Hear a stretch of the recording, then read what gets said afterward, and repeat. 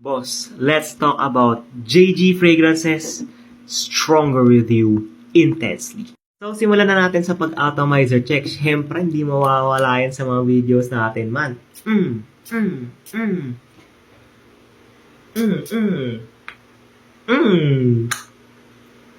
Etong Stronger With You Intensely ng JG Fragrances is mabango.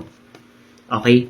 But if I'm gonna be totally honest, hindi siya close sa OG na Stronger With You Intensely.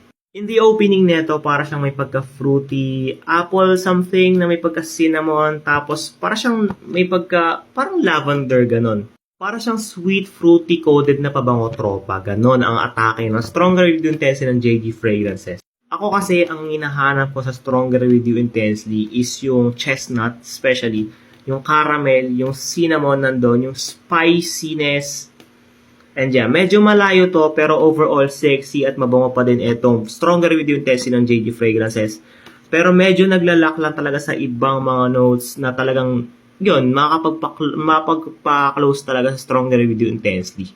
Overall, ang pinaka-naamoy ko dito is cinnamon, tapos may pagka-fruity, may pagka-lavender, yes, nandun, may spice, may mint, which is good, pero sobrang solid. Well, this isn't close sa Stronger With You Intensely, pero sobrang solid nito for the price of 270 pesos. Napaka-solid. You get around 5 to 6 hours of longevity and a good amount of projection na rin, tropa.